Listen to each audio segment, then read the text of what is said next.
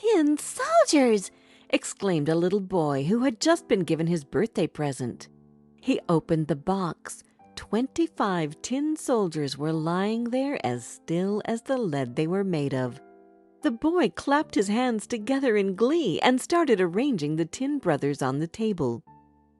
24 of the soldiers looked exactly the same, but the last one, the 25th, was missing a leg because there hadn't been enough lead to finish it.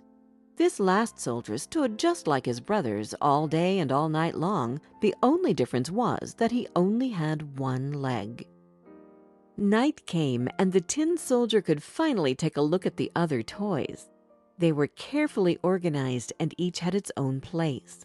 His eyes fell to a paper ballerina who was also standing on one leg. The other was elegantly stretched up nearly to her head.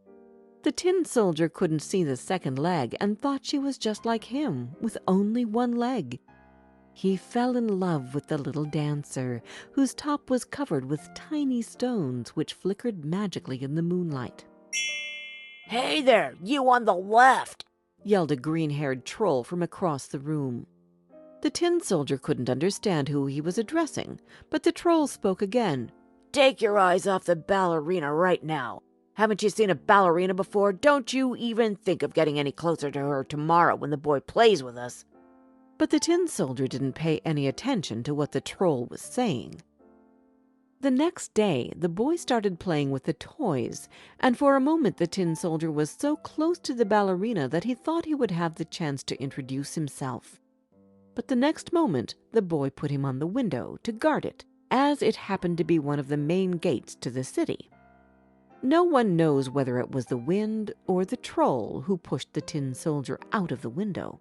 But what he knew was that he had fallen onto the street from the 3rd floor, and he couldn't move or ask for help. A soldier in uniform cannot ask for help, he thought. Not long after, the tin soldier saw 2 boys. The boys also saw him and decided that a soldier like him couldn't be left upside down in the street. They made him a paper boat and set him sailing in the gutter. The boat sailed past streets and houses that the tin soldier had never seen. Then it was sucked into the storm drains, with the tin soldier clinging on inside. Just as he thought that nothing worse could happen to him, a huge rat appeared. "Pay me a toll to get through," the rat shouted at him. But the water was faster than the rat, and the soldier whizzed past. He sailed on, but his ship disintegrated in the water. The tin soldier kept on traveling without his boat. Later, he would realize that he didn't need it anyway because the water from the channel flowed into a river. At the same time, a fish was quietly swimming down the river, minding its own business. He noticed the tin soldier and gulped him up at once. This was when the tin soldier started losing any hope of ever seeing the ballerina again. Luckily, it was the season for fishing, and fishermen were waiting around every bend. One of them caught the fish which had the tin soldier in its tummy and went to the market to sell it. When they opened the belly of the fish, the tin soldier found himself in the house he had fallen out of. After he was carefully washed, he once again stood happily on the tabletop in front of the ballerina.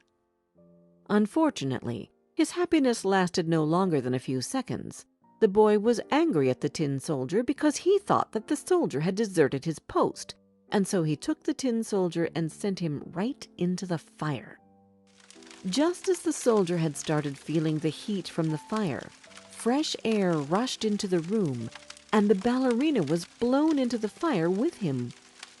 The tin soldier man was happy to see her again, even though it was a short glance. After that, only her sequins were left to shimmer. The tin soldier followed her and melted in the heat, looking at the glittering sequins.